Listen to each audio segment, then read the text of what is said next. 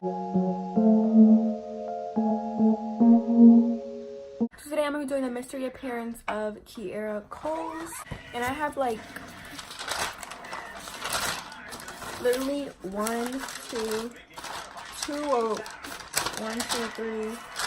4 pages, front to back, top to bottom, of information on this whole case. Not the whole case, but mostly of the case. I did the past like 2 or 3 days. I've been doing a bunch of research on it for the past 3 hours. I've been taking so many notes so I can get exactly word for word what happened. Well, not word for word, but word for word what I've been researching and all this type of stuff. So let's just get started. KIERRA COLES was pregnant with a baby of 3 months. She was 5. And if you see me looking down, it's because I'm looking for notes. So sorry, I'm gonna try to like look to myself and like see me. She was 5'4", 11 to 25 pounds, brown eyes, brown hair, and medium brown complexion. She had a tattoo of a heart on her right hand and one on her back that said Lucky Libra. She was described as bossy and caring for her family, really close to her family.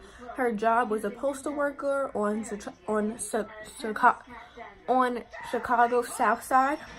She disappeared October 2nd, 2018. Her mother reported her missing 2 days later when she had no contact with KIERRA for the entire 2 days, which is not common. It's very uncommon and unlike KIERRA because she talked or texted her mother almost every day, and her mom never got "I'll text you later" or call back or anything. That's when her mom noticed something really suspicious about the situation, and she knew KIERRA's phone was cut off or dead because calls were going to voicemail for the past 2 days, and they usually talk pretty much every day, so it was like really weird. Literally everyone, KIERRA's friends, family, said that she was really happy and excited because she had all of her family and friends said that she was really happy up until her disappearance because she just got a new apartment, she's gotten a new car, and she's pregnant with her very first child.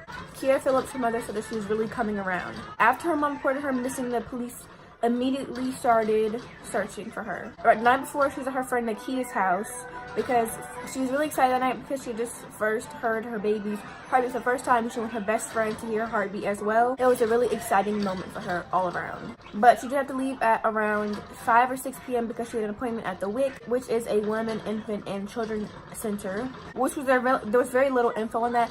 Some people said that she was with some family, some people said she was with a friend, and some people said she went alone to this appointment, but there's no known information that she even went to this appointment at all. Her car made it home, so people assumed she made it home after her appointment, even if she even had an appointment. After that, there was no known contact after that. Police soon found out that her neighbors had cameras, so they went to see what footage they had of the cameras, which was kind of weird because her neighbors had fairly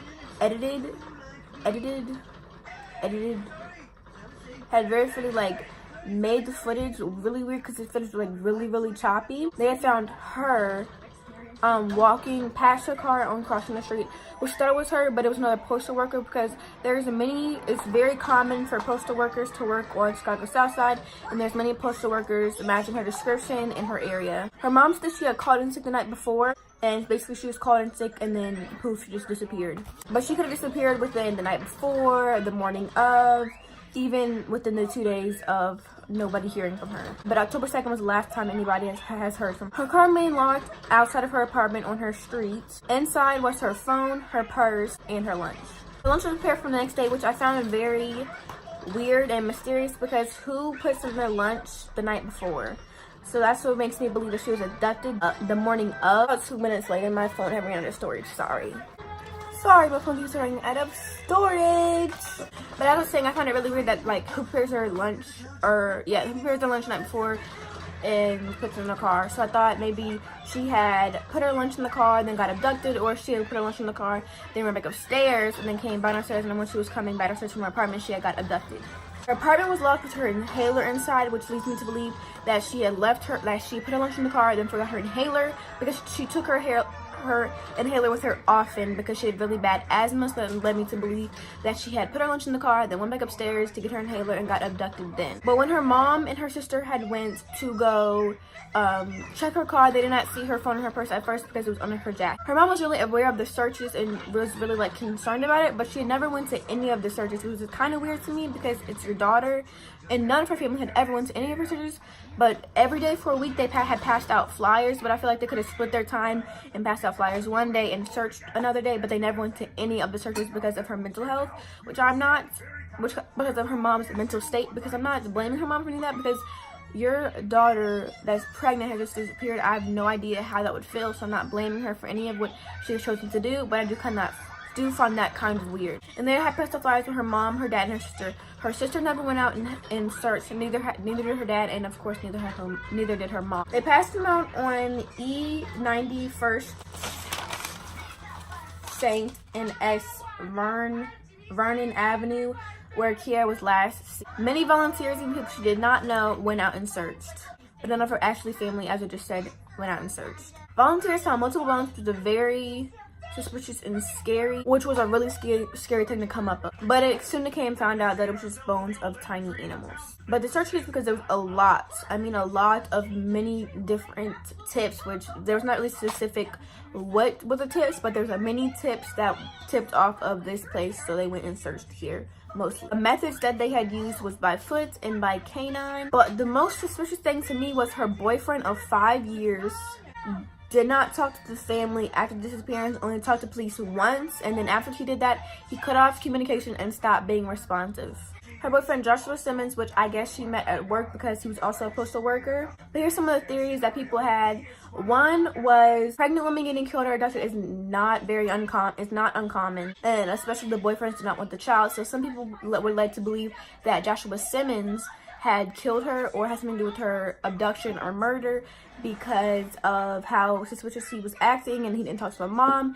He talked to the police once and then just stopped being responsive all around. And if that was my girlfriend, I would really be really concerned about it. The most popular theory was that people thought she was abducted, which I also believe she was abducted. And also nobody knows if she called in sick or her doctor called in sick, because her job has a privacy policy, so they cannot really give out any information of who called and what did it sound like and everything like that. Even though Chicago is a really beautiful city, it is very known for its high crime rate, so anything could have really taken place here. Another theory, I don't know if it's true or not, but I've heard from multiple different sources that Joshua Simmons moved to a completely different state with his new wife not too long after this, and this was October 2nd and it is now January, so it couldn't have been that long ago.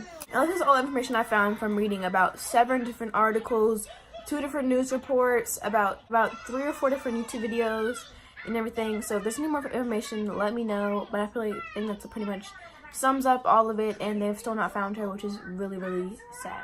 So that's all I have for you today. I thought it was kind of different and something I could really switch up, and I've been watching mystery murders, mystery disappearances of videos all day. I thought it'd be kind of interesting to film one as well, because I really enjoy watching them, and I might start doing a little bit of a series on my channel of this because they're really interesting to watch as well.